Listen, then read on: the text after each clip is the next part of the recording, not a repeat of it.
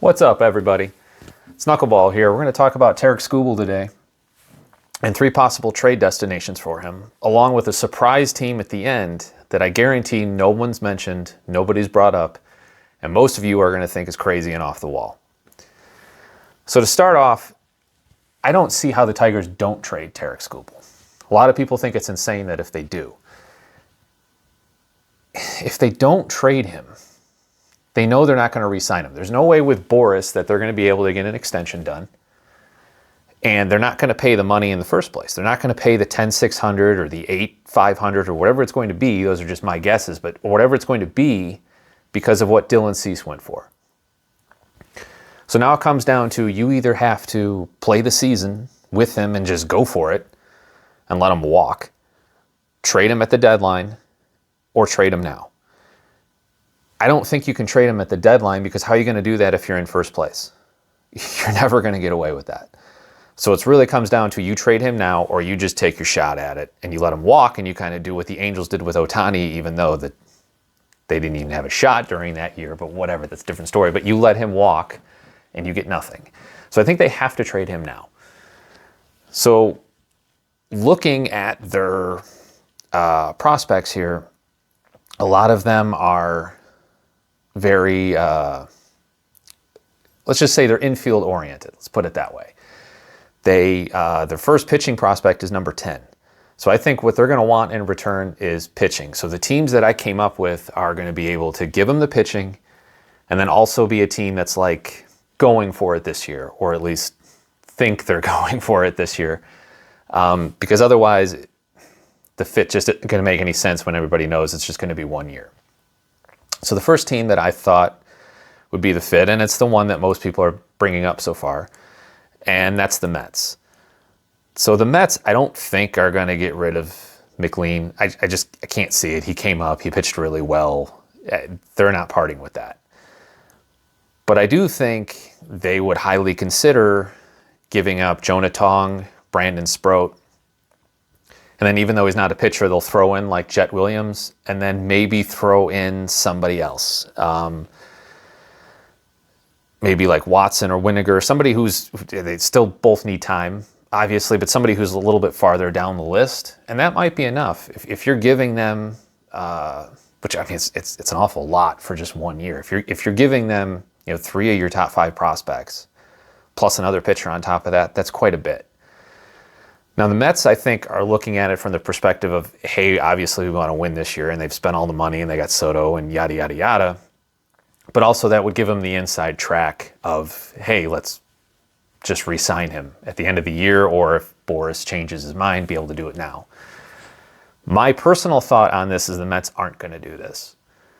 And the reason why is, number one, I just don't think they're going to part with that much. Secondly, I don't think they have to.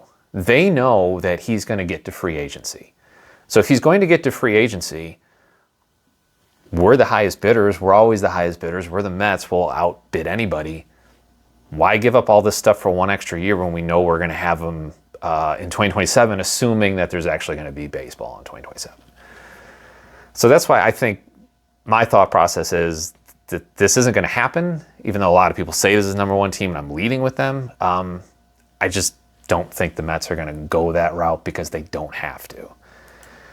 My second team I'm going to mention, I really honestly is what I think is the team that's going to do it. Even though they just traded for Sonny Gray, I think the Red Sox have this thought process of, if we can get this gigantic 1-2 combo somehow, Crochet plus somebody, and we make it to the playoffs, we're going to be extremely difficult to beat, which is obviously correct. So I have thought for a long time now that they might be a team and get Skubal because they have a great farm system. They want to win. And then you even throw in the bonus of they're one of those teams that could shell out the money if they so chose to. Their minor league system actually fits up or links up quite nicely to do this. They have a lot of pitching prospects. And there's going to be a lot of Red Sox fans that are like, no way in hell we'd ever do this. But like, if you want to give up Toll and early, and they're basically major league ready. I mean, they are major league ready. I'm sure you're going to win the Tigers over by doing that. You could do that.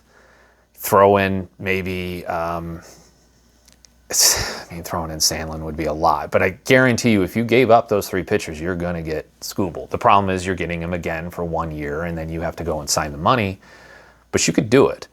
And if you had Skubal and you had Crochet at the top of that lineup, at the top of that rotation, it's pretty good. And then I know a lot of people knock Sonny Gray, but now Sonny Gray is going to be your 3, or maybe even Sonny Gray's your 4 and Bayo's your 3, however you want to do it. But if you have those 2 at the top, you're going to crush. And then you have still all those position players that you have.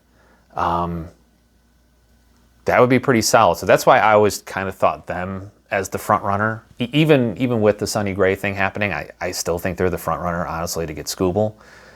So we'll kind of see how it plays out. But I really think Boston's going to be the team that's going to do this in the end.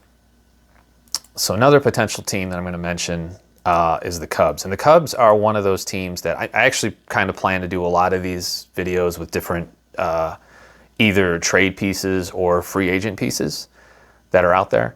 The Cubs kind of can fit for all of them, because the Cubs are one of those teams that they want to win now. The Cub fans are going to hate me for saying this, but if they wanted to actually spend the money, they could. I know that everybody thinks Ricketts is cheap, but they have the potential to do it anyway. And their farm system is just loaded. I mean, it's insane. I'm not sure what their rating is. I really should know that off the top of my head, so I apologize for that. But whatever their rating is, it's probably not high enough. I would not rate them anything outside of like the top 2. And I'm sure they're probably rated at like 4th, 5th, 6th, depending on who you talk to. But their farm system is just absolutely loaded. So if they wanted to do like a Tucker 2.0 trade where they're going to kind of go for it for a year, it's thrown out there a lot, or it's given up a lot. But if they could easily do a package of Wiggins, Casey, Birdsell, boom, done, easy. Now, I mean, that's a hell of a lot to give up for 1 year. But if you have this thought process of we're very close to winning the World Series, which, they went down to the wire in Game 5 against the Brewers last year in the NLDS. Like, do I think they would have beat the Dodgers? No, and no one else does either. But throw in Skubal to that mix, and you have Steele eventually coming back. Sorry, I'm kind of blanking on the rotation. You have Tyon, Imanaga's coming back. You have Boyd. Matthew Boyd pitched very well last year.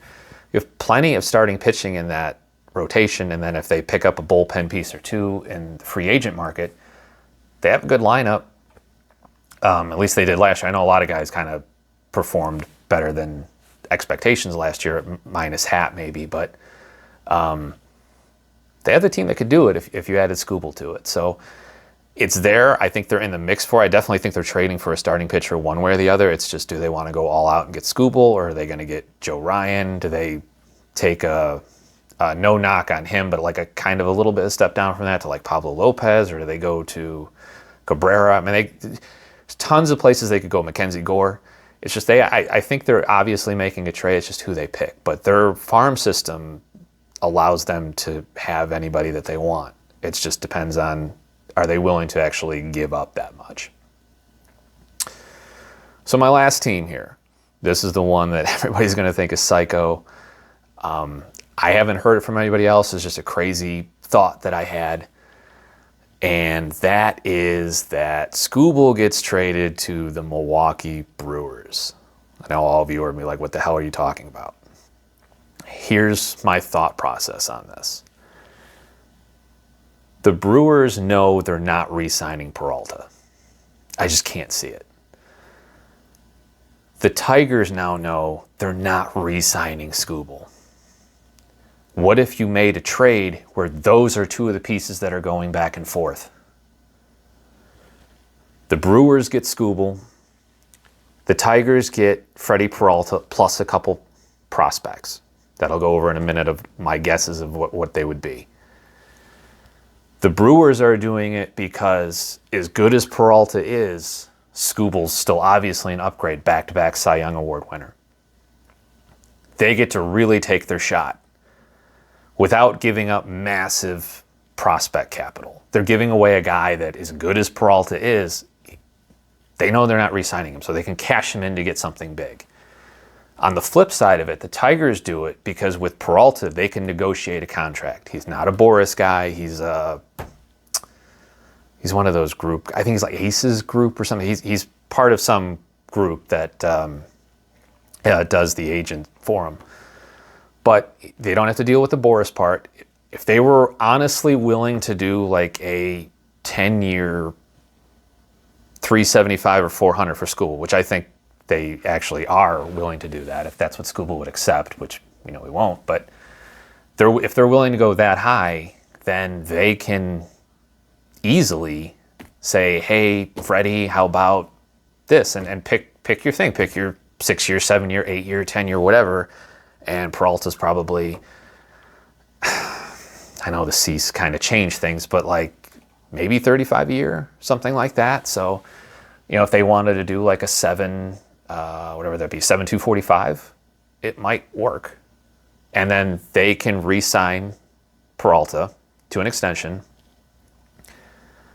And they have him for this year. So that's the big thing about the Tigers too, is like they don't have to trade Skubal and have this cop out of, well, we can't compete then this year. Of course you can. You're getting an ace back in return. So you're getting an ace back in return that's obviously not as good, but you're getting an ace back in return plus some prospects and a guy that you can re-sign that I've already mentioned with Peralta. And the prospects, I don't see the Brewers letting go of Caro or Logan Henderson. Like that's not happening. They're not doing that. And I understand that. But would they be willing to part with, say, Yoho or Gasser? One of them. And both of them have pitched in the major leagues. They're right there. There's somebody that the Tigers would use and go for. Now, obviously, you're still, you're giving up players and your ace to get another ace. So I'm not really sure the Brewers want to do this. But what I'm saying is they could do a Peralta plus Craig Yoho plus someone like Coleman Crow, another pitcher. Give up 2 pitchers that are outside of their top 10, as good as Yoho is, or I think he's going to be honest with you. Same thing with Gasser, but he's still outside their top 10. He's outside their top 15. So you're giving away 2 prospects that are outside of your top 15 and giving away a guy that you're not going to re-sign next year. And you're getting a back-to-back Cy Young Award winner. I think it's a trade that actually makes sense for everybody. And the Tigers get to look at it as, I still get an ace and I get these 2 extra pitchers that who knows where they go and how good they can be. So honestly, I think it makes sense. Let me know in the comments how stupid that sounds. But I guarantee you haven't heard that from anybody else. I've never heard anybody say anything about what if they did an ace for an ace trade. So again, let me know what you think. But that's going to do it for this video. Like I said, I'm going to try to do some other free agents as well and other trade candidates as well. And maybe I'll try to keep the same theme going, like top 2 or 3 teams, and then come up with some crazy oddball trade that at least makes everybody think or makes everybody laugh, depending on how stupid you think it is. But again, that's going to do it for today.